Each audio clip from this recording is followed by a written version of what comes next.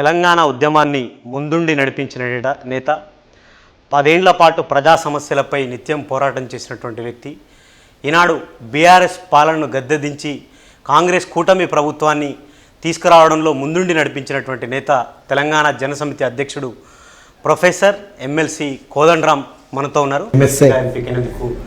ఈ ఏడాదిన్నర పాలన మీద మీ అభిప్రాయం అంటే ఏం చెప్తారు మీరు? బాగానే ఉందని చెప్తాను నేను. బాగానే ఉందని ఎందుకు ఆ మాట అనగలనంటే, ఒక ప్రధానమైన మార్పు, కొంత ప్రశాంతత ఉంది. ఇదివరకు ఈ ప్రశాంతత లేకుండే విపరీతంగా ప్రజలకు ఒక భయము, ఎందుకు ఒక వేధింపుల కారణంగా వచ్చిన భయం, అది అట్లాంటి భయం ఉండేది, ఇప్పుడు లేదు. కొంత ఎవరైనా పోయి మినిస్టర్లను కలవచ్చు, తమ సమస్యలు చెప్పుకోవచ్చు. ఒకవేళ అది కుదరకపోతే ప్రజాభవన్ వెళ్తే అక్కడ చిన్నారెడ్డి గారు ఉంటారు, దివ్య మేడం వాళ్ళ ఐఏఎస్ ఆఫీసర్ వారు ఉంటారు, వారైనా అప్లికేషన్లు తీసుకుంటారు, సంబంధిత శాఖ అధికారులకు ఆదేశాలు ఇస్తారు. కాబట్టి అదొక సౌకర్యం. మునుపట్లాగా ఫోన్లు ట్యాపింగ్, వేధింపులు అవి లేవు. విపరీతంగా నిఘా ఉండేది, అది లేదు. రాజకీయ నాయకుల నుంచి ఒక వేధింపులు ఉండేవి, అవి లేవు. ఇవన్నీ కూడా ఒక రకంగా చూస్తే కొంత ప్రశాంతంగా ఉంది. ఈ ప్రశాంతత ఒక ఎత్తు అయితే, మరి ఇంకా కొన్ని స్కీములు కూడా బాగానే చేస్తున్నారు. మహిళలకు ఉచితంగా బస్ సౌకర్యం, ఇదివరకు ఎప్పుడు కూడా రుణమాఫీ ఇంత సౌకర్యంగా ఎన్నడూ కూడా ఇంత తొందరగా చేయలేదు. దాదాపు 65-70% మంది ప్రజలకు రుణమాఫీ జరిగింది, పెద్ద ఇబ్బంది లేకుండా జరిపేసిండ్రు. ఇంకా మిగిలిన వాళ్ళకు కూడా తొందరగా పూర్తి చేయాలని కోరుకుంటున్నా. దానికి తోడు ఇప్పుడు రైతు బంధు వస్తున్నది, పింఛన్లు ఇస్తున్నారు, సకాలంలో ఉద్యోగస్తులకు ఉపాధ్యాయులకు జీతాలు వస్తున్నాయి. ఇవన్నీ కూడా మంచి పరిణామాలు.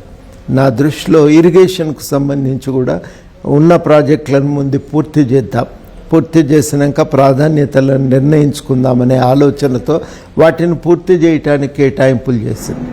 అది మనకు శ్రీశైలం సొరంగ మార్గం కానీ, తర్వాత ఈ పాలమూరు రంగారెడ్డి ఎత్తిపోతల పథకం కానీ, ఇవన్నింటినీ పూర్తి చేసే ఒక ప్రయత్నం జరుగుతున్నది.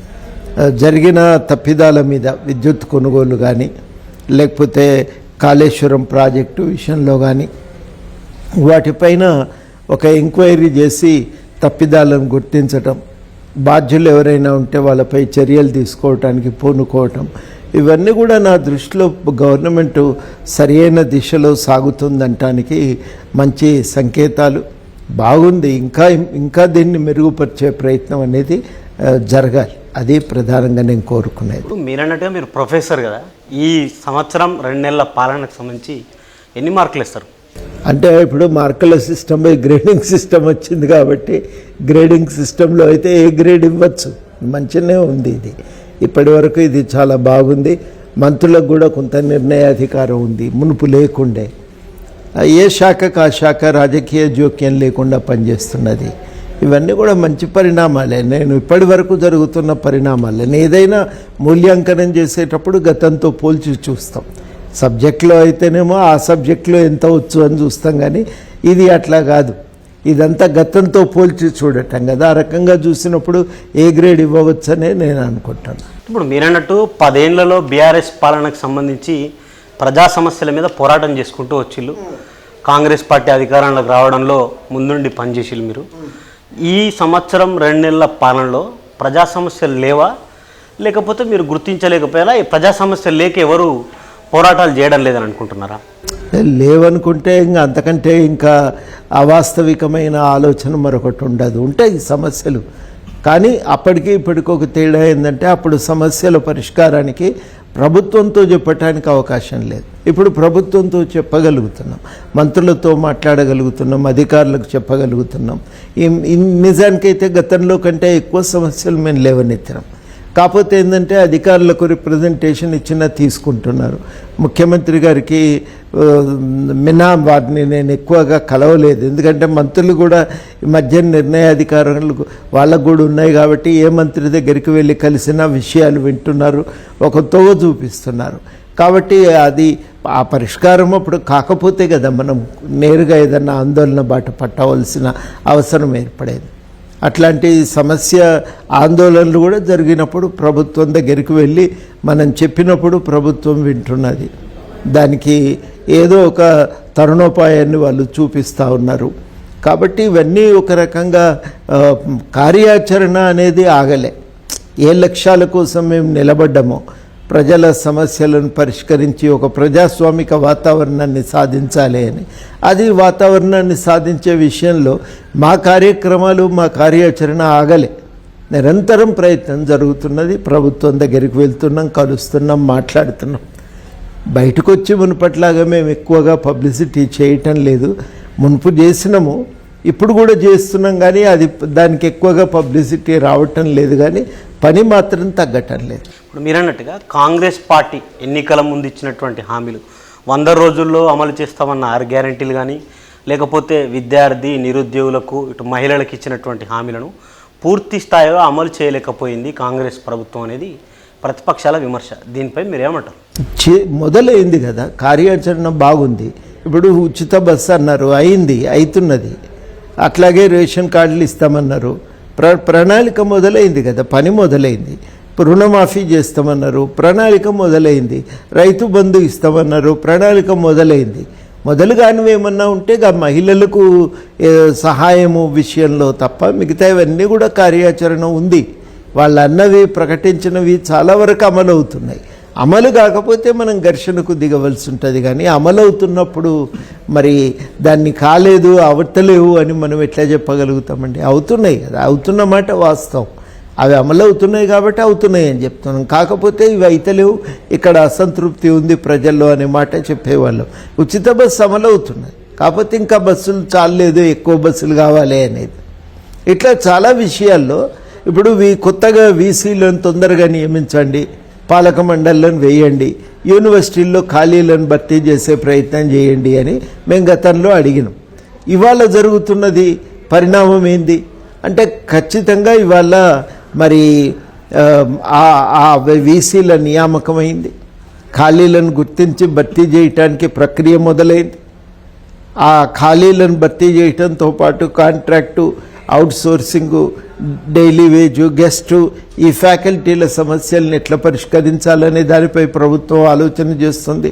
కౌన్సిల్ ఫర్ హైయర్ ఎడ్యుకేషన్ కొత్తది కూర్పు అయిపోయింది. అది ఖాళీలు ఉద్యోగ నోటిఫికేషన్ల విషయంలో మేము భర్తీ చేస్తామన్నారు.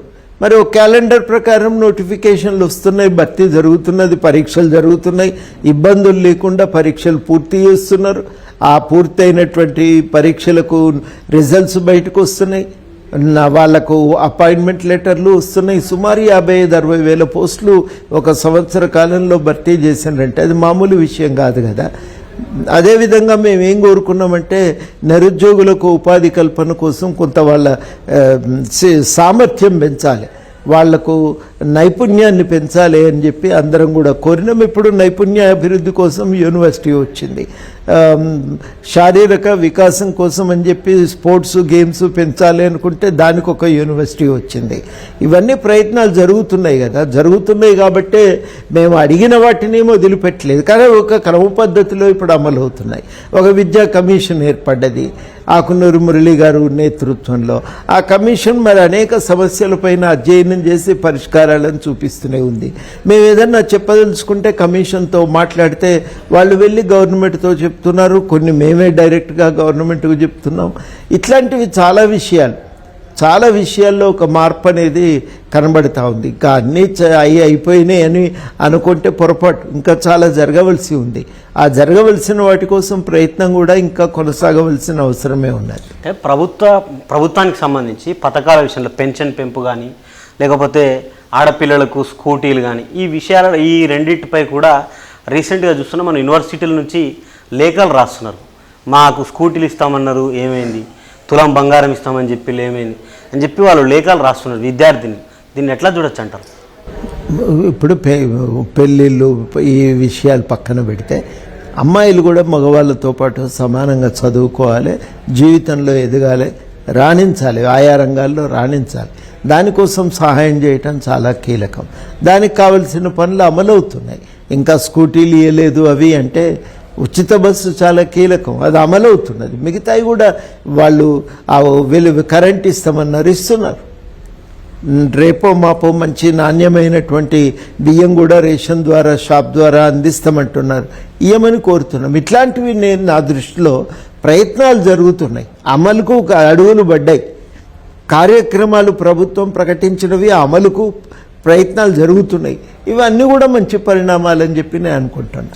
ఇప్పుడు రీసెంట్గా కొద్ది రోజుల వరకు మనం చూసినాం సార్, రాష్ట్ర వ్యాప్తంగా చాలా చోట్ల ఫుడ్ పాయిజన్ ఘటనలు జరిగినాయి. దీన్ని ఒక ప్రొఫెసర్గా అట్లా ఏం జరిగింది అనుకుంటున్నారు మీరు?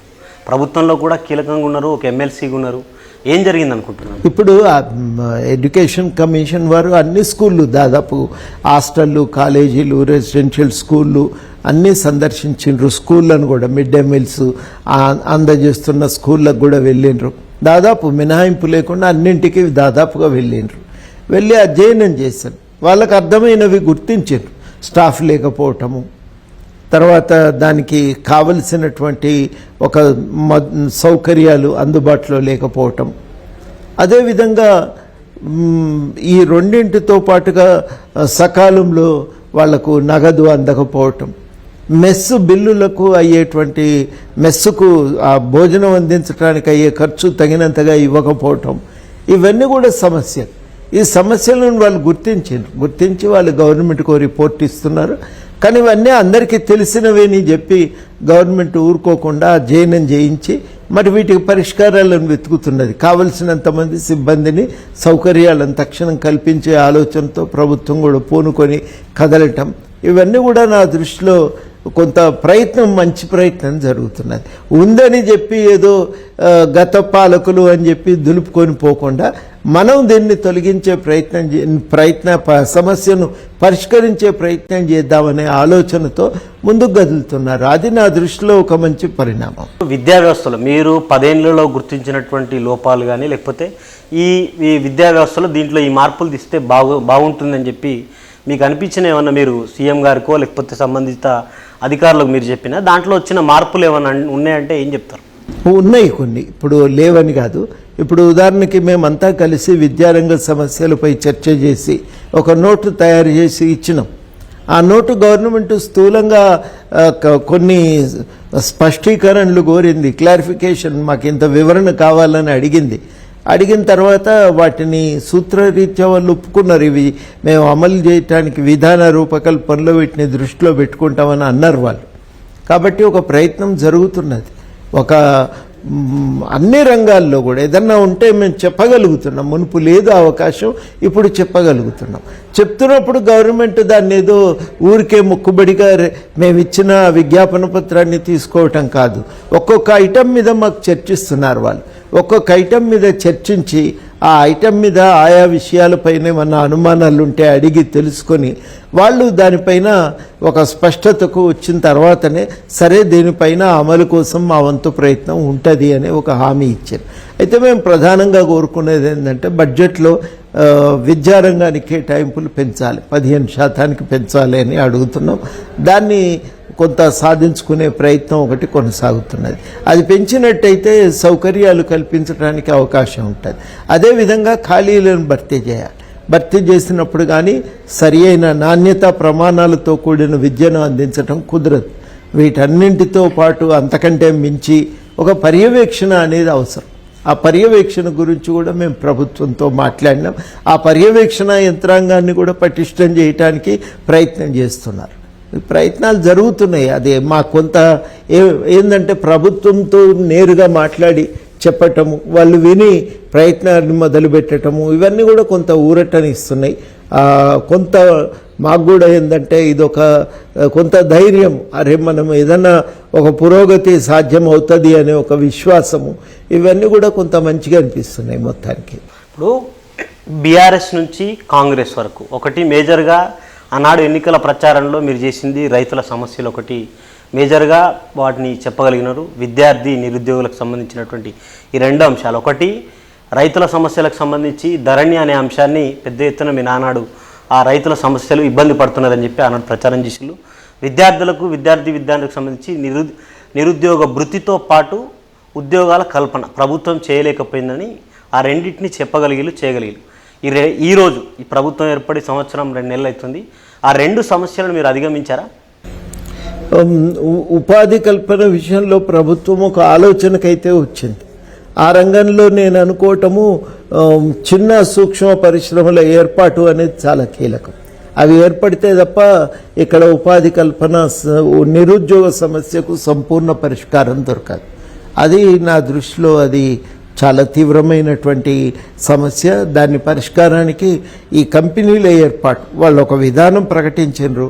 అది అమలయ్యి స్థానికంగా ఎక్కడికక్కడ మండల స్థాయిలో కూడా కంపెనీలు రావటం మొదలైతే నిరుద్యోగ సమస్యకు మెల్లమెల్లగా నేను అనుకోవటం పరిష్కారం దొరుకుతుంది. గతంలో చిన్న సూక్ష్మ మధ్య తరహా పరిశ్రమలను విస్మరించింది. ఎంతసేపటికి ఐటీ రంగం మీదనే దృష్టి పెట్టిండ్రు.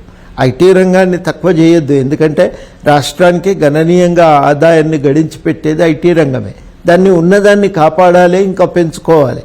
అదే సమయంలో చిన్న సూక్ష్మ పరిశ్రమలను మనం పెంపొందించుకోలేకపోతే ఉపాధి కల్పన కష్టమవుతుంది. ఆ ఉపాధి కల్పన మనం పెంచుకోగలిగితే స్థానియంగా మార్కెట్ కొనుగోలు, ప్రజల కొనుగోలు శక్తి పెరుగుతుంది, అమ్మకాలు కొనుగోలు పెరుగుతుంటాయి. ఇవన్నీ పెరుగుతున్న కొద్దీ మరి గవర్నమెంట్ ఆదాయం పెరుగుతుంది, మనం ఇంకా అభివృద్ధి పథంలో ముందుకు సాగటానికి అవకాశం కలుగుతుంది. కాబట్టి ఆ ప్రయత్నం అనేది నా దృష్టిలో అమలుకు జరగవలసినటువంటి అవసరం ఉంది, అమల్లోకి రావాల్సిన అవసరం ఉంది. ఆ అమల్లోకి తీసుకొని రావటానికి మనం ఒక ప్రయత్నం అయితే సీరియస్గా చేయాలి. ఆ రంగంలో బహుశా ఈ బడ్జెట్ సెషన్లో ఈ విషయాలపైన ఇంకా కొంత చర్చ చేయటానికి, వాటిని లేవనెత్తడానికి ఒక ప్రయత్నం తప్పకుండా చేస్తాం. రైతుల విషయంలో ధరణికి సంబంధించి ఆనాడు పోరాటం చేసి ఆ సమస్య పరిష్కారం అయిందని అనుకుంటున్నారా? అయింది, ఎందుకంటే కొత్త చట్టం వచ్చింది కదా, ROR చట్టం. అది చాలా బాగుంది. దాన్ని ఎందుకు అప్పుడు ధరణిలో సమస్యలను అధ్యయనం చేసినాను చాలామంది, ముఖ్యంగా సునీల్ లాంటి వాళ్ళు, ఆయన వాళ్ళంతా కూడా చాలా లోతుగా అధ్యయనం చేశాను. అధ్యయనం చేయటం వల్ల ఒక అవగాహన ఏర్పడింది, అసలు సమస్య ఏంది, పరిష్కారం ఎట్లా సాధ్యమవుతుందని. దానికి చాలా స్పష్టంగా అందరికీ అర్థమైంది, పరిష్కారానికి యంత్రాంగం లేకపోవటం, ఉన్న యంత్రాంగానికి అధికారాలు బాధ్యతలు ఇవ్వకపోవటం. ఈ మూడోది ఏంటంటే కొన్ని సమస్యలకు, ఉదాహరణకి సాదా బయనామా కింద కొన్నటువంటి భూముల విషయంలో పట్టాలు పొందటానికి ఏదో ఒక ఏర్పాటు ఉండాలి. ఇట్లాంటి చాలా విషయాలకు ఇప్పుడు వాళ్ళు పరిష్కారాన్ని చూపినారు. యంత్రాంగం ఉంది, రెవెన్యూ యంత్రాంగం ఉన్నదాన్ని పటిష్టం చేసినారు, అధికారాలు ఇచ్చిండ్రు, ఎవరెవరు ఏం చేయాల్సి ఉంటుందని ఇది స్పష్టంగా నిర్వచించిండ్రు.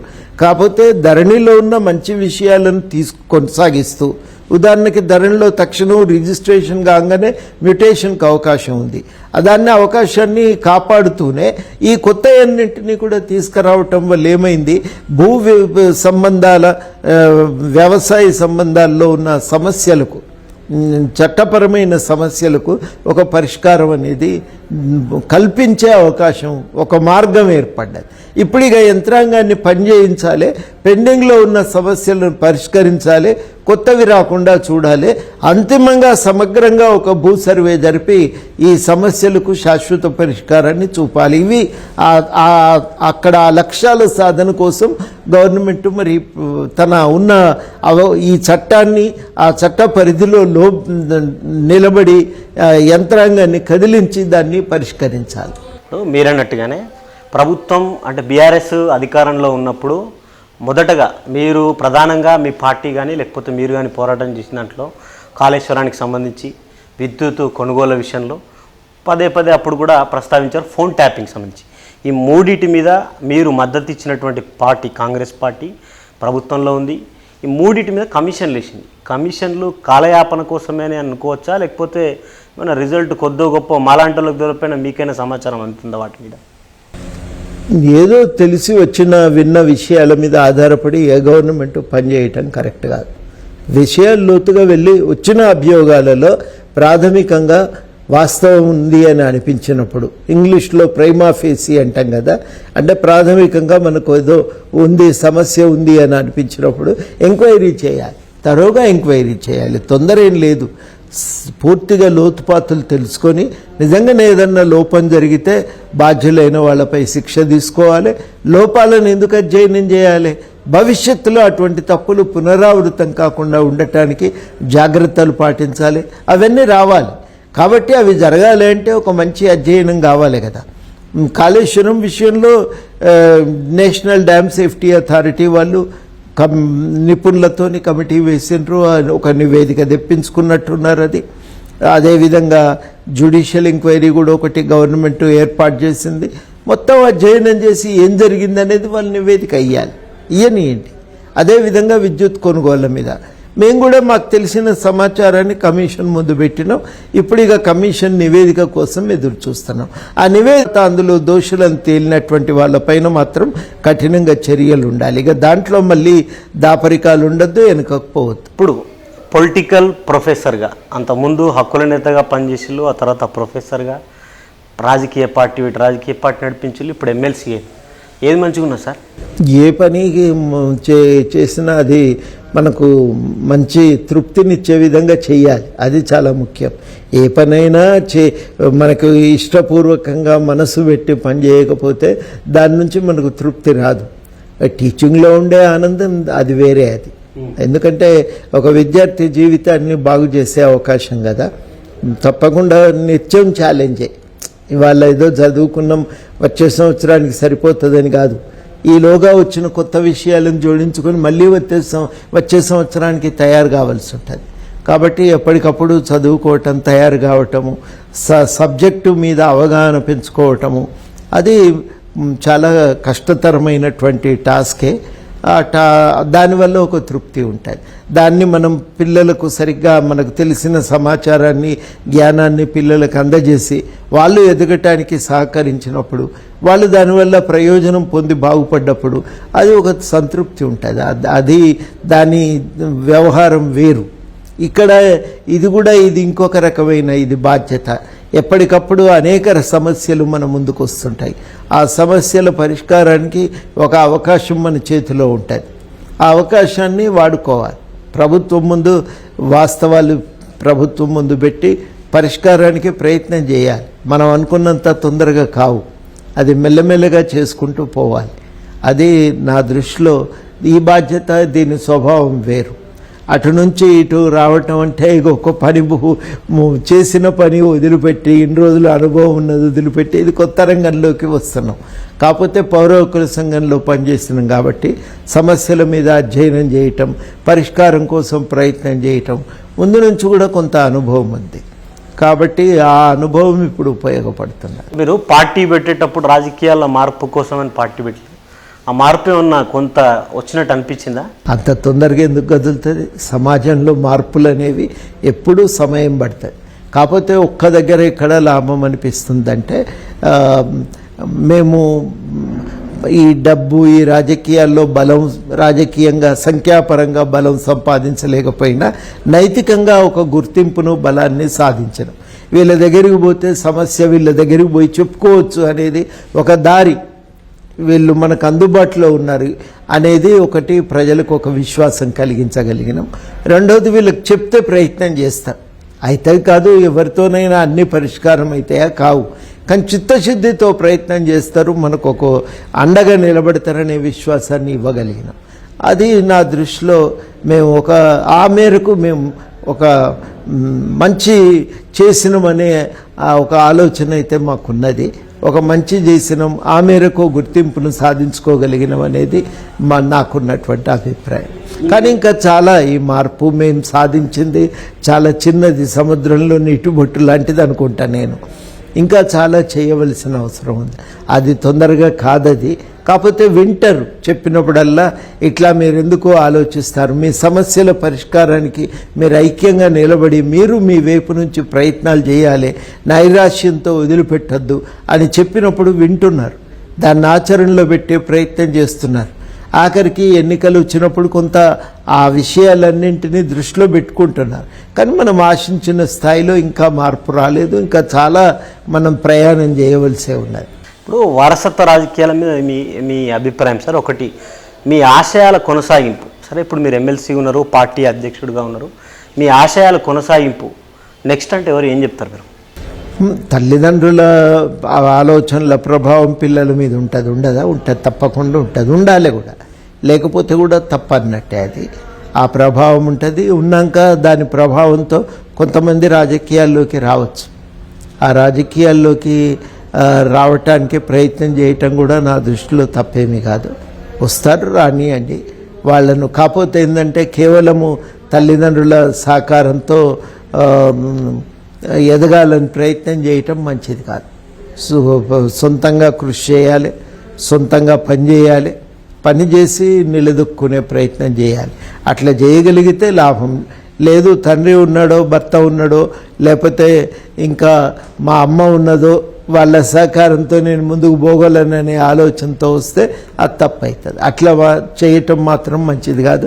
పార్టీలు కూడా ఆ రకంగా దొడ్డిదారిని కొంతమంది తీసుకొచ్చి పారాచూట్ ల్యాండింగ్ అంటారు, అంటే పైనుంచి సడన్గా కిందికి దించటం, అది మంచిది కాదు. కష్టపడి కార్యకర్తలుగా ఎదగటానికి పిల్లలు ప్రయత్నం చేయాలి. తల్లిదండ్రులు ప్రోత్సాహం ఇవ్వవచ్చును గాక, కానీ వాళ్ళ సహాయంతో పైకి ఎదగటం అనేదే కరెక్ట్ కాదు. సొంత బలంతో రావాలి, రాజకీయాల్లో నిలదొక్కోవాలి. నాకెవరు ఉంటారంటే ప్రజల్లోనే మిగులుతుంది వారసత్వం అనేది. తప్పకుండా దానికి ఇంట్లో నుంచే ఒకరు వస్తారనేది నేను అనుకోవటం లేదు, అట్లా నేను ఆలోచన చేయటం లేదు. పార్టీ కార్యకర్తలు ఉంటారు, ప్రజలు ఉంటారు. అక్కడ మేము నిలబెట్టినటువంటి విలువలే భవిష్యత్తులో అవి మా వారసత్వంగా కనబడుతూ ఉంటాయి.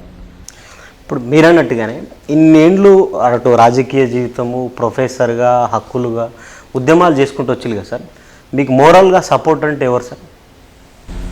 మోరల్గా సపోర్టు ఎక్కువ వరకు ప్రజలే. ఎందుకంటే వాళ్ళు ఎక్కడ పోతే మంచి జరిగినప్పుడు చాలా సంతోషపడతారు. ఇది ఇంకా చెయ్యండి సార్ అని అంటుంటారు. అట్లా చాలాసార్లు రకరకాలుగా వాళ్ళు ఉత్సాహాన్ని ఇస్తుంటారు. ఒక్కోసారి కష్టంగా ఆ రోజు కూలీ చేసి సంపాదించిన పైసలు 100, 200 వాటిని డొనేషన్గా ఇస్తుంటారు. చాలా ఆనందం అనిపిస్తుంది. అదొక రకమైన గుర్తింపు. మనం ఏదైనా మీటింగ్ పెడితే వస్తారు, చెప్పినవన్నీ విన్నాక దానిపైన వ్యాఖ్యానం చేస్తుంటారు. రకరకాల రూపాల్లో ప్రజల నుంచి స్పందన మనకు కనబడుతూ ఉంటుంది. ఆ స్పందనను చూసినప్పుడు మనకు ధైర్యం, తర్వాత కొంత నైతికంగా బలము. అంటే కావలసిన పెద్దలు ఉంటారు కదా చాలామంది, కేశవరావు జాదవ్ లాంటి వాళ్ళు, జయశంకర్ లాంటి వాళ్ళు ఉంటారు కదా సమాజంలో.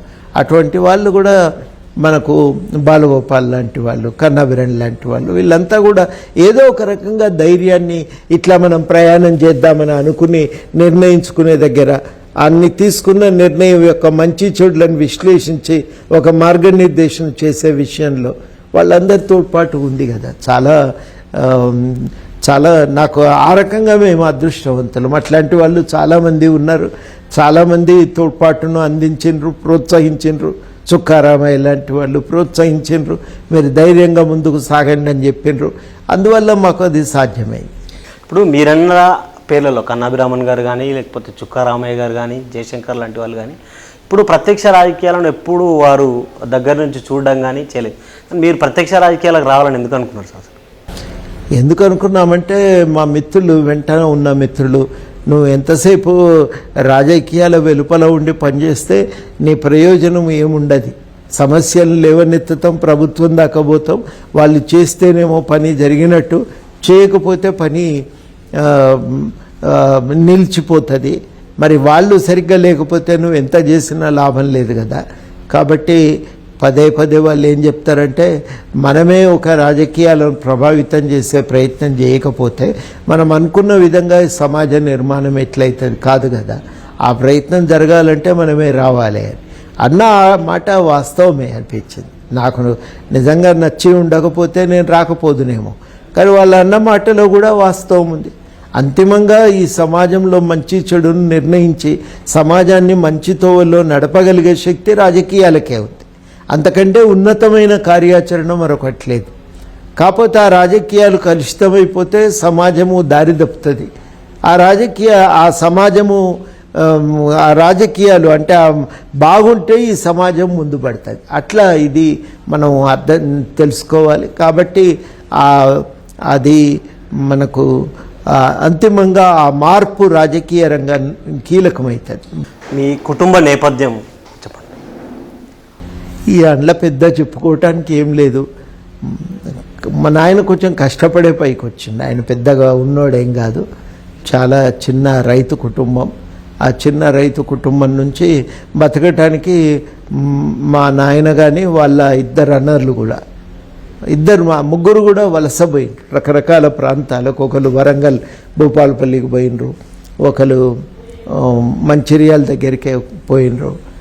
మా నాయన కూడా ఇక వాళ్ళని చూసుకొని అటో ఇటో ఎక్కడో దగ్గర పోదామని వెతుక్కొని ఆయన కూడా మంచిర్యాల పోయి ఆడ బతికి వ్యాపారం చేసి కొంత కష్టం మీదనే తాను నిలదొక్కున్నాడు.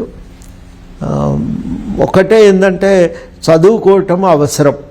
చదువుకోగలిగితే మనం జీవితంలో గౌరవాన్ని పొందుతాం, లేకపోతే ఆ చదువు లేకపోతే కష్టము అని చెప్పి వెంటబడి స్కూల్లో వేసి వాళ్ళకి ఎన్ని ఇబ్బందులు ఉన్నా మాకు స్కూలు వేసి చదివించి మేము ఈ స్థాయికి రావడానికి వాళ్ళు సహకరించారు. అది మాత్రం ప్రధానంగా చెప్పుకోవాల్సి ఉంటుంది. ఆ ప్రోత్సాహం లేకపోతే ఎక్కడో గాలి కొట్టుకొని పోయేటోళ్ళం. పదే పదే చెప్పేది, అన్ని ఏదైనా నువ్వు నేర్చుకోగలవు, చదువు మాత్రం ఇప్పుడు నేర్చుకోకపోతే ఇంకెప్పుడు నేర్చుకోలేవు. కాబట్టి ఈ వయసులో చదువుకోవాలి, చదువుకోవటమే చేయండి. మా కష్టం మేము పడతాం, మిమ్మల్ని ఎట్లా చదువుకోవాలన్నా చదువుకుంటాం, కానీ మీరు చేసే పని మీరు చదువుకోవాల్సిన పనే మీది. ఆ పని సీరియస్గా చేయాలి, నేర్చుకోవాలి చదువు అని చెప్పి వెంటబడేది ఒత్తిడి పెట్టేది. అది మాకు చాలా లాభం చేసిన తర్వాత. సార్ ఇప్పుడు రాజకీయాల్లో ఎవరికైనా ఒక గోల్ ఉంటుంది అంతిమంగా. ఎమ్మెల్సీ కావాలో, ఎమ్మెల్యే, మంత్రి, ఎంపీ, రాజ్యసభ సభ్యుడు, సీఎం. అట్లా కోదండరాం సార్కి ఏదైనా గోల్ ఉందా సార్? అవే ఉండాలని ఎందుకు అనుకోవాలి? ఈ సమాజం బాగుపడాలని. మొత్తము స్వాతంత్రోద్యమంలో అనేక మంది త్యాగం చేశారు. గాంధీ గారి నుంచి మొదలుకుంటే అంబేద్కర్ నుంచి ప్రతి ఒక్కరికి కూడా నేను ఈ పదవిలోకి పోవాలనే లక్ష్యమా లేదు. ఈ సమాజం మారితే బాగుండుననే లక్ష్యం కోసం. అది సుభాష్ చంద్రబోస్ అయినా మనం విముక్తి చెందటానికి ఆయన తొవ్వయించుకున్నాడు. ఆ విముక్తి సాధించటమే లక్ష్యంగా పనిచేసిండే కదా. అందరూ కూడా ఆ రకంగా పనిచేసినటువంటి వాళ్ళే. మన తెలంగాణ రాష్ట్ర సాధన ఉద్యమం, తెలంగాణ వస్తే చాలు అని పిల్లలు ప్రాణాలు కూడా వదిలిపెట్టిండ్రు కదా. మామూలు త్యాగమా అది? సాయుధ పోరాట కాలంలో అనేక మంది నిస్వార్థంగా దాంట్లో చేరి పోరాటం చేశారు. ఈ భూస్వామ్య వ్యవస్థ కూలిపోతే చాలని అనుకున్నారు. అట్లా అనేకమైనటువంటి లక్ష్యాలు రాజకీయాల్లో పెట్టుకోవచ్చు. మేము ప్రధానంగా కోరుకునేది ఏంటంటే ఒక ప్రజాస్వామికమైన సమాజంగా తెలంగాణ ఎదగగలగాలి. రాష్ట్ర సాధన అనేది ఒక మెట్టు, దానంతటదే అంతిమ లక్ష్యమని నేను అనుకోలేదు. జయశంకర్ గారు కూడా పదే పదే అదే మాట చెప్పిండు. రాష్ట్ర సాధన అంతిమ లక్ష్యం కాదు, మనం మెరుగైన తెలంగాణ నిర్మాణానికి అది అవసరం. అది లేకుండా ఈ విముక్తి జరగకుండా రాష్ట్ర సాధన అనేది మనకు ప్రయోజనం లేదు. ఆ విముక్తి జరగకుండా రాష్ట్ర అభివృద్ధి సాధ్యం కాదు. కాబట్టి విముక్తి జరగాలి, అది మొదటి మెట్టు. విముక్తి జరిగినాక ఈ రాష్ట్ర అభివృద్ధి అనేది రెండో మెట్టు. అట్లా ప్రయాణం చేయాలి. మేము కూడా అనుకునేది అంతే. ఒక ప్రజాస్వామిక తెలంగాణ నిర్మాణం జరగగలిగితే మనం ఇంకింత ప్రశాంతంగా ఈ ప్రాంత ప్రజలు జీవించగలరు, వాళ్ళు ఎదగగలరు. కులమతాలకు అతీతంగా అందరూ కలిసి సఖ్యతతో జీవించటమే కాదు, ఒకరికొకరు సహకరించుకొని ఈ రాష్ట్రాన్ని నిర్మించగలరనేదే మాకున్న ఆశ. అటువంటి మార్పుల కోసం రాజకీయ రంగం అనేది కీలక పాత్ర పోషిస్తుంది. ఆ రాజకీయ రంగాన్ని బాగు చేయటానికి ఎంత సాధ్యమైతే అంత కృషి చేద్దామనేది రెండో లక్ష్యం. ఈ కాంగ్రెస్ ఏడాది 2 నెలల పాలనకు సంబంధించిన దాంట్లో మేజర్గా 2-3 ఘటనలు తీసుకుంటే, ఒకటి హైడ్రా, 2 లగచర్ల ఘటన. ఈ 2 ఘటనలపై మీ అభిప్రాయం సార్? హైడ్రా అనేది లగచర్లను మనం ముడిపట్టడానికి వీల్లేదు. అది యాపిల్ పనులే, నారింజలే, దేనికదే పోటీ. అవి ముడిపెట్టి చూడటానికి లేదు. హైడ్రా అనేది పబ్లిక్ ఆస్తులను, చెరువులను ప్రత్యేకించి కాపాడటానికి ప్రయత్నం చేస్తున్నారు. అందులో కొన్ని తప్పులు దొర్లి ఉండవచ్చును గాక, ప్రధానంగా ఏంటంటే మనం పేద ప్రజలకు ఆ హక్కుల విషయంలో చాలా జాగ్రత్తగా ఉండాలి. ఆ జాగ్రత్త పాటించకపోవటం అనే మినహాయించి హైడ్రా అనేది నా దృష్టిలో అవసరము. అది తన కర్తవ్యాలను తాను నిర్వర్తిస్తున్నది. లగచర్లది వేరు, ఇది భూసేకరణకు సంబంధించిన అంశం. ఈ భూసేకరణ విషయంలోనే గతంలో టీఆర్ఎస్ చాలా తప్పు చేసింది. అసెంబ్లీలో ప్రశ్న అడిగినప్పుడు అధికారికంగా ప్రభుత్వం చెప్పిన లెక్కల ప్రకారం సుమారు 2 లక్షల ఎకరాలు ప్రభుత్వము 10 ఏళ్ల కాలంలో సేకరించింది. అందులో 44,000 ఎకరాలు ఎజైన్డ్ భూమి. అండ్ దాదాపు ఒక 20-25 వేల మంది రైతులు ఎజైన్డ్ భూమి వల్ల ఒక గౌరవాన్నో లేకపోతే ఒక రక్షణనో పొందుతున్నారు. వాళ్ళు అవన్నీ కోల్పోయినారు కదా. ఈ కోల్పోవటం వల్ల విపరీతమైన కోపాలు అనేవి కలుగుతూ ఉంటాయి. అందుకని ప్రభుత్వం ఇంతవరకు అనుసరించిన ఈ భూసేకరణ పద్ధతిని వదులుకోవాలి. అది పనికిరాదు. లగచర్లలో గత ప్రభుత్వం చేసిన తప్పిదాన్ని ఈ ప్రభుత్వం కూడా చేసింది. అక్కడ అయితే ఆందోళన నిర్మించే విషయంలో అక్కడ బీఆర్ఎస్ నాయకులు తప్పు చేసిండ్రని మాత్రం నేను గట్టిగా నమ్ముతున్నా. నేను ఆ మాట ఎందుకంటున్నానంటే అదే సమయంలో దిలావర్పూర్లో కూడా ఆందోళన జరిగింది. కానీ దిలావర్పూర్ సంఘటితంగా ప్రజలు శాంతియుతంగా నిర్వహించారు. అవసరమైనప్పుడు సంప్రదింపులకు అవకాశం కలిగినప్పుడు వాడుకున్నారు. లగచర్లలో సంప్రదింపులకు అవకాశాన్ని వాడుకోకపోవటం, కలెక్టర్ వచ్చిండు కదా, ఊరికి వచ్చినప్పుడు మాట్లాడవలసింది, చెప్పవలసింది, విషయాలు లేవనెత్తవలసింది. భూమి హక్కుల పోరాటంలో ప్రభుత్వంతో ఈ సంప్రదింపులకు ఉండే అవకాశాన్ని తెగదెంపులు చేసుకొని కలెక్టర్ మీద దాడి చేయటం మాత్రం అది సమర్థనీయం కాదు, సమంజసం కాదు. దానివల్ల ప్రయోజనం కూడా ఏం దక్కలేదు గ్రామ ప్రజలకి. కాబట్టి నా దృష్టిలో ఆ పద్ధతి తప్పు. ప్రజలకున్న ఆగ్రహాన్ని తప్పకుండా అర్థం చేసుకోవాల్సిందే సానుభూతితో. కానీ దానికి వ్యక్తీకరణ, రాజకీయ వ్యక్తీకరణ ఏదైతే ఇచ్చే ప్రయత్నం జరిగిందో అది కరెక్ట్గా లేదు. ఎన్నికలకు సంబంధించి రానున్న కొద్ది రోజుల్లో ఇటు ఒకటి గ్రాడ్యుయేట్ ఎమ్మెల్సీకి సంబంధించినటువంటి ఎన్నిక జరగబోతుంది, 2 ఉపాధ్యాయ ఎమ్మెల్సీ ఎన్నికలకు మీ పార్టీ స్టాండ్ ఏంటి సార్? మాకు ఉపాధ్యాయ ఎన్నికల్లో ఈ మధ్యనే మేము నిర్ణయం తీసుకున్నాము. ప్రకటిస్తాం కూడా, 1-2 రోజుల్లో ప్రకటిస్తాం తప్పకుండా. ఇంతకాలం మాకు అనేక విధాలుగా కార్యక్రమాల్లో సహకరించినటువంటి వాళ్ళు ఉన్నారు. వాళ్ళకు మా మద్దతు తెలియజేస్తాం. గ్రాడ్యుయేట్ మేమైతే పోటీ పెట్టలేం. ఇంతవరకు కాంగ్రెస్తోనే పొత్తులో ఉన్నాం, పనిచేస్తున్నాం. కాబట్టి అది దానికి సంబంధించిన కార్యాచరణ ఒకటి మేము అనుకోవాల్సి ఉంది. అది కూడా మేము 1-2 రోజుల్లో కూర్చొని మాట్లాడుకుంటాం. మరొకటి మేజర్గా మీరు మొదటి నుంచి కూడా విద్యా వ్యవస్థలో మార్పులు రావాలని చెప్పి పోరాటం చేస్తున్నారు. అట్లాంటిది విద్యాశాఖ మంత్రి లేడని చెప్పి విద్యార్థి సంఘాలు ఆరోపిస్తున్నాయి. దీని మీద మీరు ఏమంటారు? మంత్రి లేకుండా ఎందుకుంటాడులే కానీ ముఖ్యమంత్రి గారే నిర్వర్తిస్తున్నారు ఇప్పుడు. కాబట్టి మంత్రి ఉన్నాడు. కాకపోతే ఉన్న మంత్రుల మీద భారం పెరుగుతున్నది. కాబట్టి కొత్త వాళ్ళని కూడా తీసుకోగలిగితే ఆ భారాన్ని ఇంకో 4 పంచుకుంటే అవకాశం, అది మంచిది. అది అప్పుడు ఏమవుతుందంటే ఇంకా పని సామర్థ్యాన్ని పెంచుకోవటానికి అవకాశం ఉంటుంది. కాబట్టి అది మంత్రివర్గ విస్తరణ జరగాలి. ఎంత తొందరగా చేసుకోగలిగితే అంత మంచిది. ప్రభుత్వ పాలన సామర్థ్యాన్ని అంత ఎక్కువ చేసుకోవటానికి కూడా అవకాశం ఉంటుంది. మంత్రివర్గ విస్తరణలో కోదండరాం పేరు ఉమ్మడి ఆదిలాబాద్ నుంచి పరిశీలనలో ఉన్నట్టు కొంత చర్చ అయితే జరుగుతుంది. ఆ చర్చ మీ దగ్గర ఏమన్నా వినిపించిందా సార్? నేను వినలేదు. దాని గురించి మేము మాట్లాడకుండా ఉండటం మంచిది. అది ఏదన్నా వింటే మీ ద్వారా మాకు కూడా తెలుస్తుంది. తెలిసినప్పుడు అప్పుడు మాట్లాడదాం. ఇంకొకటి మేజర్గా దేశవ్యాప్తంగా కూడా విద్యా వ్యవస్థలో మార్పులు తీసుకొస్తున్నామని చెప్పి కేంద్ర ప్రభుత్వం చెప్పింది. దాంట్లో భాగంగా యూజీసీకి సంబంధించినటువంటి కొన్ని నిబంధనలు కూడా చేసినట్టు చూసాం. దానిపై మీ అభిప్రాయం, ఒక ప్రొఫెసర్గా, రాజకీయ నాయకుడు కాకుండా ప్రొఫెసర్గా మీ అభిప్రాయం ఏంటి? అది ఆ నియమాలు బాగాలేవు. కేంద్రం అప్పటికి కూడా ఒక యూజీసీ అనేది ఎప్పుడో 56లోనో 57లోనో ఏర్పడ్డది. అది ఎప్పుడో ఏర్పడ్డటువంటి యూజీసీ ప్రధానంగా ఏంటంటే దేశవ్యాపితంగా విద్యా ప్రమాణాలు పెంచడానికి కావలసిన మార్గదర్శకాలను జారీ చేయటమే దాని బాధ్యత. జోక్యము చేసుకోవటానికి అవకాశం ఇవ్వలేదు. కానీ ఇప్పుడు వీళ్ళు జారీ చేసిన నియమాల వల్ల ప్రత్యేకించి వైస్ ఛాన్సలర్ల ఎంపిక అనేది రాష్ట్ర ప్రభుత్వాల చేతుల్లో నుంచి కేంద్ర ప్రభుత్వం చేతుల్లోకి వెళ్ళిపోతాయి. రాష్ట్ర ప్రభుత్వాలు ప్రజలచే ఎన్నుకోబడిన ప్రభుత్వాలు. అవి ఇక్కడి ప్రజల ఆకాంక్షలను వాటిని అమలు చేసేటువంటి రీతిలో ఈ మొత్తం ఉన్నత విద్యారంగానికి సంబంధించిన నిర్ణయాలు తీసుకోవాలి. ఆ అవకాశము అధికారం వాళ్ళకు లేకపోతే అది నష్టం చేస్తుంది. ప్రజల ఆకాంక్షలను వాళ్ళు గట్టిగా అమలు చేయలేకపోతారు.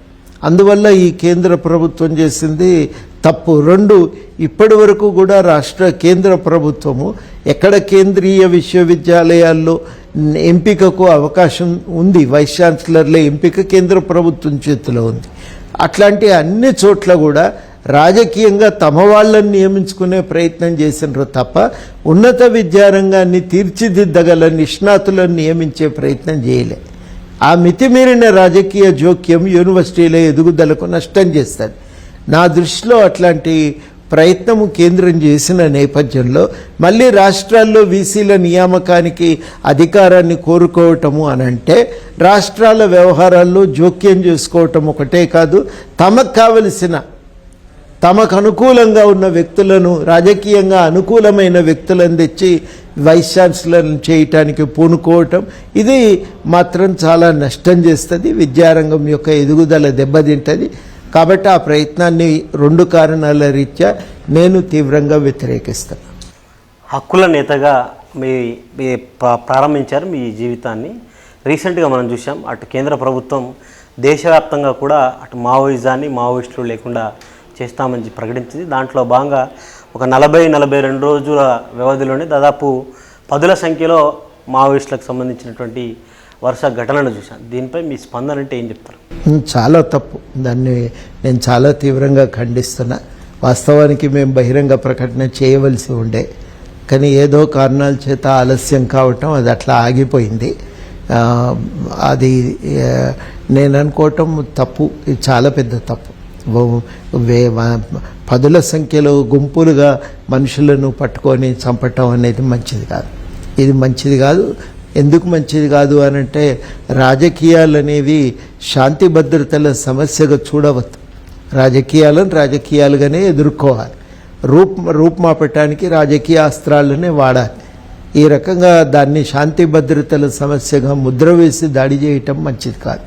రెండవది, నిజంగా వాళ్ళు ఎవరో తెలియదు, గుర్తు తెలియని వాళ్ళు నక్సలైట్లు అంటే చాలాసార్లు కన్నబిరన్ గారు జోక్ వేసేది, గుర్తు తెలియని వాడైతే నక్సలైట్ అని ఎట్లా చెప్పగలరు అని అడిగేది.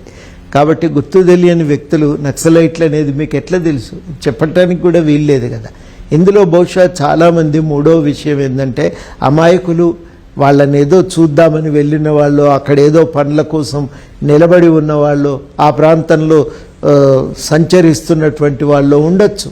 వాళ్ళు కూడా ఈ ఘటనల్లో, ఈ కాల్పుల్లో చనిపోయి ఉండవచ్చు. అట్లా అమాయకులను చంపటం అయితే ఇంకా అన్యాయం. కనుక ఏ కోణం నుంచి చూసినా ఇది సమర్థనీయం కాదు. ఛత్తీస్గఢ్లో జరుగుతున్న పరిణామాలు మాత్రం ఆక్షేపణీయం. అది మానవతా విలువలకు, రాజ్యాంగ విలువలకు కూడా తూట్లు పొడుస్తున్నారు.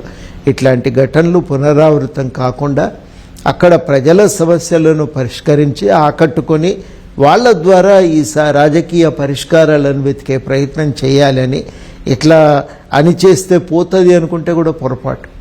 అది పోవు. అవి ఎట్లా రాజకీయాలు అట్లా రూపుమాపట్టు అవకాశమే ఉండదు. ఇది మనం ప్రపంచవ్యాప్తంగా చూస్తున్నటువంటి పరిణామం. కాబట్టి ఈ విషయంలో కేంద్ర ప్రభుత్వం కొంత జాగ్రత్తగా ఆలోచించాలి. అర్బన్ నక్సల్స్ పేరుతో చాలామంది మేధావులను కూడా బాగా ఇబ్బందుల పాలు చేస్తున్నారు. అది కూడా సరి అయినటువంటి పరిణామం కాదు. ఈ పరిణామాలన్నింటినీ కూడా నేను చాలా తీవ్రంగా ఖండిస్తున్నా. మనం చూసినాం, సాయిబాబాను అరెస్ట్ చేసినారు, అనేక రకాల విజ్ఞాపనలు చేసినా పట్టించుకోలే, ఆరోగ్యం క్షీణిస్తున్నదని చెప్పినా వినలేదు. చివరాఖరికి ఆయన చనిపోయిండు.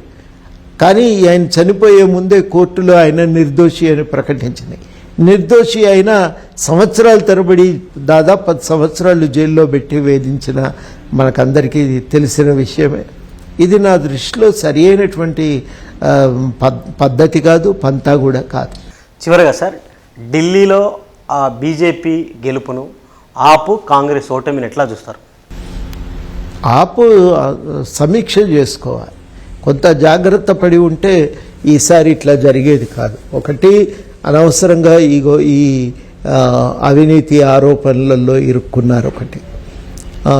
తర్వాత రెండవది ఏంటంటే, ఇవాళే వింటున్నాను నేను కొంతమంది ఎలక్షన్ ప్రశాంత్ కిషోర్ లాంటి వాళ్ళు గతంలో వరదలు జరిగినప్పుడు సరిగ్గా ఆదుకోలేదనే అపవాదం ఒకటి ఉంది.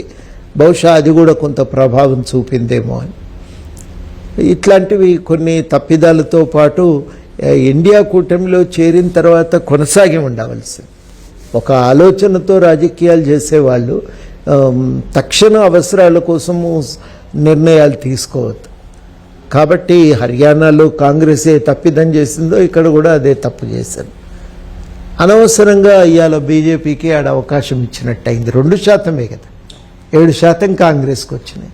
జాగ్రత్త పడి ఉంటే బంపర్ మెజారిటీతో గెలిచేది కూటమి. ఆ అవకాశాన్ని చేజేతుల్లో జారవిడుచుకున్నారని చెప్పి నాకు అనిపించింది. దాన్ని కాపాడుకోవటం అవసరం ఉండే ఇవాళ, ఎందుకంటే మిగతా పార్టీలు కూడా నిలదొక్కుకోవటానికి అది చాలా కీలకమైంది. చివరిగా సార్ మీరు అన్నట్టుగానే ఇప్పుడు ప్రతిపక్ష పార్టీలకు సంబంధించి రాష్ట్రంలో బీజేపీ బీఆర్ఎస్ రెండు కూడా ఎమ్మెల్యేలు మాతో టచ్లో ఉన్నారు, ప్రభుత్వం కూలిపోతుంది అనేటువంటి రెండు పదాలు చాలా విచ్చలవిడిగా ఈ సంవత్సర కాలంలో చాలాసార్లు చాలామంది ఎవరైతే సీనియర్ నాయకులం అని చెప్పుకునేటువంటి నాయకుల నోటి వెంట వినాల్సి వచ్చింది. ఇట్లాంటి పరిస్థితులు మీకు కనిపిస్తున్నాయా? ఆ రెండు పదాలపై మీ అభిప్రాయం ఏంటి సార్? అట్లా మాట్లాడటం మంచిది కాదు. అంటే అది ఏదన్నా చేతనైతే ఎన్నికల్లో గెలవాలి, అధికారంలోకి రావాలి, కానీ నేను వాళ్ళ ఎమ్మెల్యేలను గుంజి ఆ ప్రభుత్వాన్ని పడగొడతా అని చెప్తే అది రాజ్యాంగ విరుద్ధం కదా. ప్రజాస్వామ్య నియమాలకు కూడా అది వ్యతిరేకమే.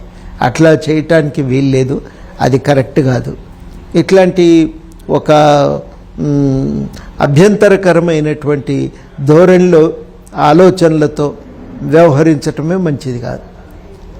రెండవది ఏంటంటే వాస్తవికంగా ఆలోచించినా కానీ ఇవాళ బీజేపీకి అంతా విడగొట్టి అధికారంలోకి రాగలిగేటువంటి శక్తి ఇక్కడ లేదు. మహారాష్ట్ర పరిస్థితులు వేరు, ఇక్కడి వాతావరణం వేరు, అది సాధ్యమయ్యే పని కాదు. బీఆర్ఎస్ ఏంటంటే ప్రతిపక్షంలో ఉంది. ఇప్పుడు దాదాపు అది కాంగ్రెస్ నిట్టనిలున చీల్తే తప్ప వాళ్ళ అధికారంలోకి వచ్చే అవకాశం లేదు. రెండవది అట్లా రావటానికి వాళ్లకు కావలసినటువంటి అంగబలం కానీ, అదేవిధంగా అట్లా అధికారంలోకి రావటానికి కావలసినటువంటి ఒక శక్తి కానీ ఇప్పుడు వాళ్ళ రాజకీయ శక్తి వాళ్ళ దగ్గర లేదు. కాబట్టి నేను అనుకోవటం ఇప్పుడు రాష్ట్రంలో అట్లాంటి ప్రమాదం ఏమీ లేదు. ఈ ప్రభుత్వం కొనసాగుతుంది. కాకపోతే కొంత బీఆర్ఎస్కు మునుపటి కంటే బహుశా మేము కొంత ఉత్సాహం పెరిగిందని చెప్తే మా కాడర్లో ఉత్సాహం పెరిగింది, మేము ఇంకా ఆత్మవిశ్వాసంతో ఉన్నాము అని అంటే అది వేరే మాట. కానీ ఆ పరిధి దాటి మేము ఇవాళ అధికారంలోకి వస్తున్నాం, ఆ ప్రభుత్వాన్ని చీలుస్తాం, మాతో సంపర్కంలో ఉన్నారని చెప్తే అది నీతిబాహ్యమైనటువంటి చర్య. అది అట్లాంటి ప్రకటన చేయటం కూడా తనను తాను బలహీనపరుచుకోవటం తప్ప మరొకటి కాదు. స్థానిక సంస్థల ఎన్నికల్లో మీ మద్దతుదారులు పోటీలో ఉండబోతున్నారా? ఉంటారు కదా, ఎక్కడెక్కడో ఉంటారు. నేను కాడికి పోటీ చేస్తాం కదా, అన్ని చోట్ల మేము చేస్తామని గంభీరం ప్రకటనలు చేసి ప్రయోజనం లేదు. కానీ కొన్ని చోట్ల చేతనైన కాడ నిలబెడతారు, పోటీ చేస్తారు, ఉన్న మద్దతును కాపాడుకోవటానికి ప్రయత్నం చేస్తారు. తప్పదు, అది అవసరం కూడా. రాష్ట్ర వ్యాప్తంగా రెండు అంశాలపై పెద్ద ఎత్తున చర్చ జరుగుతుంది. ఒకటి ఎస్సీ వర్గీకరణ, రెండు బీసీ కులగణన.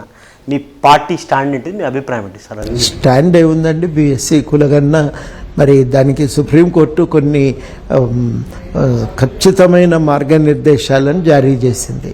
మొట్టమొదట ఆ వర్గీకరణ అనేది ఆషామాషిగా ప్రభుత్వం ఇష్టానుసారంగా చేయటానికి వీల్లేదు. అది వాస్తవాల ఆధారంగా సర్వే చేసి వాస్తవాలను సేకరించి దాని ఆధారంగా వర్గీకరణ చేయాలి అని. అదేవిధంగా ఆ నిర్ణయం తీసుకునే అధికారం కూడా ఒక కమిషన్కి ఇవ్వాలి. మరి దాని ప్రకారం రాష్ట్ర ప్రభుత్వము కమిషన్ను వేసి వాస్తవాలను సేకరించి ఒక నిర్ణయం తీసుకోగలిగింది, వర్గీకరణం చేయగలిగింది.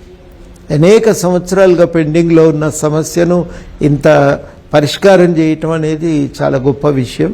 మేము ప్రభుత్వాన్ని అభినందిస్తున్నాం, ఈ నిర్ణయాన్ని కూడా పూర్తిగా స్వాగతిస్తున్నాం. చాలా సార్లు మాట్లాడి నేను విషయాలు కూడా తెలుసుకున్నాక నాకు అనిపించింది ఏంటంటే ప్రభుత్వం సరియైన దారిలోనే ప్రయాణం చేసింది, సరియైన పద్ధతినే పాటించింది, కోర్టు తీర్పు వెలుగులో సరిగ్గానే పరిష్కారం చేసింది అనే నేను అనుకుంటున్నా. బీసీ కులగణన జరిగింది, ఒక నిజానికి పని సెన్సస్ డిపార్ట్మెంట్ చేస్తే ఇంకా బాగా జరిగేది. సెన్సస్ డిపార్ట్మెంట్కి అనుభవం ఉంది, కానీ కేంద్ర ప్రభుత్వం యొక్క మొండి వైఖరి వల్ల సెన్సస్ డిపార్ట్మెంటు జనాభా గణన కానీ కులగణన కానీ చేయలేకపోయింది. అది చేసి ఉంటే ఇవాళ ఇంకా చర్చకు కూడా అవకాశం ఉండేది కాదు.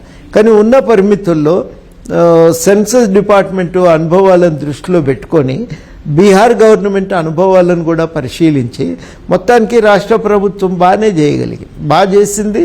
నా దృష్టిలో కులగణన జరిగింది. హైదరాబాద్లో మాత్రమే కొన్ని కాలనీలలో ప్రజలు సహకరించలేదు, కొన్ని చోట్ల ఉద్యోగస్తులు ఉండటం చేత పోయిన సమయానికి ఎవరు దొరకక మొత్తానికి హైదరాబాద్లో సరిగ్గా కాలేదు. కానీ మొత్తం మీద తెలంగాణలో అయితే కులగణన బాగానే చేసిండ్రు.